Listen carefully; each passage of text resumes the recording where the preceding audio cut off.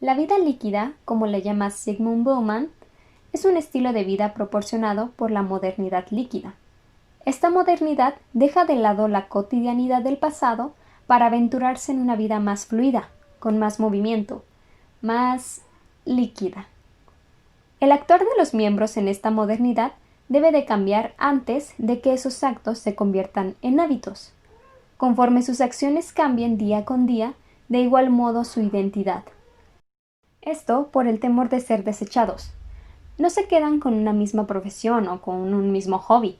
Tiene que haber un cambio constante, pues las habilidades aprendidas en el comienzo de una actividad, en vez de que sea algo positivo, con el tiempo se podrían convertir en algo negativo, pues estas habilidades se volverían monótonas, algo ya establecido, y eso no es lo que se busca en este tipo de vida líquida.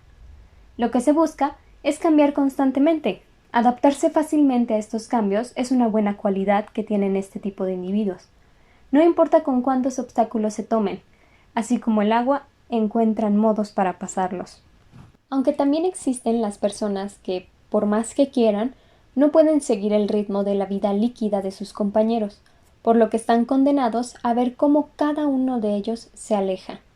Pues la modernidad líquida no permite que las personas se mantengan en un mismo punto por siempre, o por un largo periodo. Hay cambio constante de trabajo, de vivienda, de rutina, de objetos, de ropa, pasiones e inclusive amistades y romances. Y normalmente para este tipo de personas se les es más difícil despegarse de sus amistades con una vida líquida, y cuando intentan seguir el ritmo de ellos se les excluye de igual forma, ya sea porque no pueden con el ritmo de la corriente, ya que, como antes mencionado, inclusive se debe de cambiar las amistades y los contactos.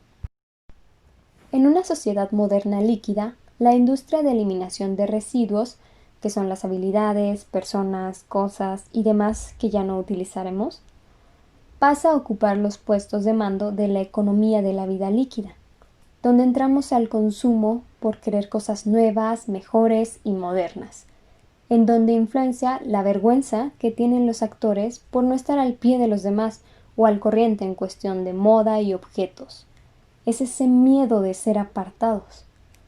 Pero a su vez tenemos el desecho, donde arrojamos todo lo que queremos olvidar o dejar atrás. Es donde entran los psicólogos para ayudarnos a despegarnos de lo que ya no queremos.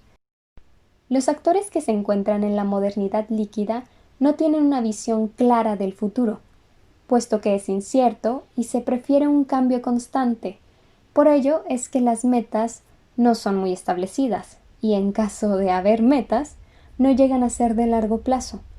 Por ello, se ve a la vida líquida como llena de oportunidades, de caminos, así como un río, pero al igual que el agua, puede llegar a ser caótica.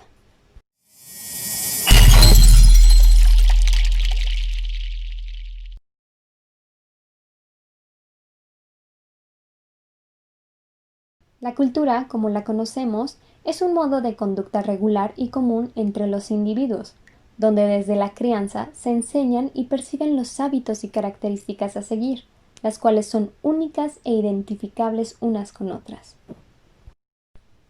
La cultura en la modernidad sólida era común que fuera administrada o controlada en cierto sentido, ya que con la cultura controlada podía haber una dominación y control entre la población. Sin embargo, en la modernidad líquida no es así. Todo lo contrario. Se le infligiría un daño a la cultura si la trataran de administrar. Se pierde el interés por intentar dominar la cultura, ya que en esta modernidad los humanos no desean que su conducta sea habitual, domesticada, monótona e inflexible. Lo vemos en esta pandemia, que para empezar, México tiene una cultura en sus personas hoy en día muy penosa, pues nos caracterizamos, inclusive entre nosotros, como irresponsables, ignorantes y descuidados. Y es cierto, sobre todo porque ya no hay un control o una administración en la cultura, en la conducta, y al igual que lo anterior, se entra en conflicto con los gestores y los gestionados cuando se quiere hacer una administración. Durante la pandemia y con aviso de esta, se establecían normas y reglas a seguir, precauciones, las cuales los mexicanos no entendían que debían acatarlas. ¿Por qué? Porque así es nuestra cultura. No había control y no seguían la simple regla de quedarse en casa, porque la dicha vida líquida no se los permitía. Estoy segura que muchos conocemos, aunque sea uno que si le preguntabas o le decías que por qué no se quedaba en casa, te contestaba con un yo no voy a desperdiciar mi vida o mi diversión por quedarme en casa. O los típicos comentarios que evadían su responsabilidad ciudadana con de algo me tengo que morir, ¿no? ¿Y qué me dicen de aquellos que se la pasaban ignorando y rechazando todo, diciendo cosas como eso es invento del gobierno para controlarnos? Precisamente este último comentario es por lo que ya no se puede administrar la cultura, aunque eso nos adentre en un caos. La cultura en la que nos encontramos en la actualidad no cabe duda de que es consumista, y con esta pandemia se ha demostrado aún más. Con la falta o escasez de contacto social que se ha tenido, se deben de ir a otros medios para estar al corriente, en este caso, los materiales.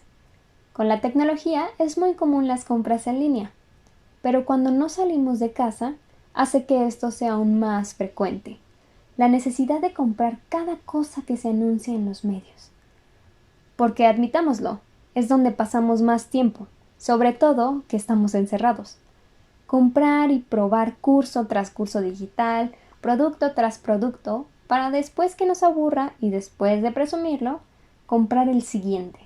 Y ni hablemos del problema de consumo de los productos de higiene al principio de la pandemia, que fue una compra innecesaria.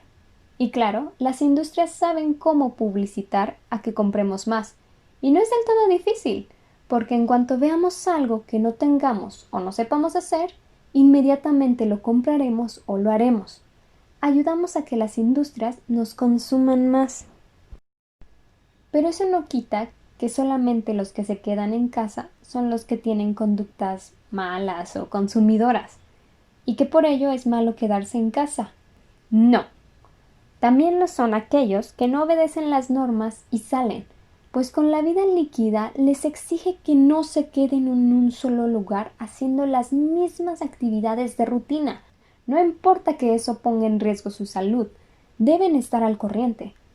Es por ello que salen, a demostrar que son mejores, porque no tienen una vida aburrida y simple. Demostrar a todos que son interesantes por tener muchas actividades al aire libre, por salir, jugar, tener miles de amigos con los cuales ir a centros, ir a pasear, y todos fuera, explorando el mundo, saliendo a centros comerciales para consumir en tiempo real y de igual forma ver aquello que no tienen para conseguirlo. Si bien es cierto que ambos lados se sumergen en lo consumidor, al menos a mi parecer, los que se encuentran en casa tienen más responsabilidad ciudadana.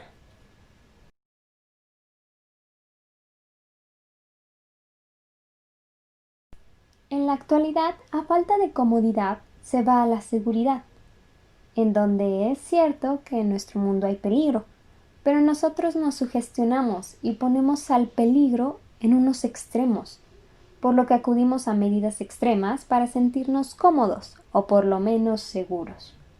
En momentos de la pandemia, como antes había mencionado, hubo un pequeño brote de caos al comienzo, pues los supermercados se vaciaron rápidamente y las personas empezaron a comprar como si de un apocalipsis zombie se tratase.